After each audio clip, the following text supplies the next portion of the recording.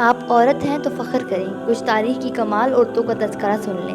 سب سے پہلے جو سب سے زیادہ بڑے ظالم و جابر خدائی کا دعویٰ کرنے والے فرعون کے مقابل شجاعانہ انداز میں کھڑا ہوا، وہ کوئی مرد نہیں تھا بلکہ ایک عورت تھی، حضرت آسیہ۔ سب سے پہلے جس نے مکہ اور کعبہ کو آباد کیا، وہ کوئی مرد نہیں تھا بلکہ ایک عورت تھی، حضرت ہاجرہ خاتون۔ سب سے پہلے جس نے روئے زمین کا مبارک ترین زمزم نوش فرمایا، وہ کوئی مرد نہیں تھا بلکہ ایک عورت تھی، حضرت ہاجرہ خاتون۔ پہلے جو ہمارے نبی حضرت محمد صلی اللہ علیہ وسلم پر ایمان لائی، وہ کوئی مرد نہیں تھا بلکہ ایک عورت تھی، حضرت خدیجہ الکبریٰ رضی اللہ تعالیٰ عنہا۔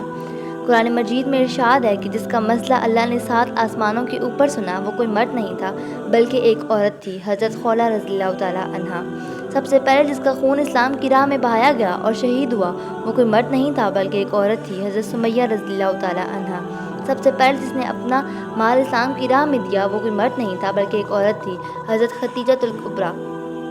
سب سے پہلے جس نے صفا و مروہ کی سعی انجام دی، وہ کوئی مرد نہیں تھا بلکہ ایک عورت تھی۔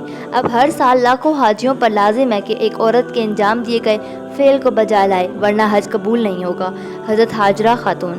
سب سے پہلے جو سب کی مخالفت کے باوجود بیت المقدس میں داخل ہوئیں، وہ کوئی مرد نہیں تھا، عورت تھی، حضرت مریم علیہ السلام۔ جس نے قصر یزدی کو لرزا ڈالا، کوئی مرد نہیں تھا بلکہ وہ عورت تھی، حضرت زینب بنت علی رضی اللہ تعالیٰ عنہا۔ ہر عورت کو مبارک ہو کہ وہ عورت پیدا کی گئی، عورت ہونے کا حق ادا کریں۔ اسلام کی ان مثالی عورتوں کو اپنا آئیڈیل بنائیں، نہ کہ آج کل ڈرامہ سیریل کی عورتوں کو۔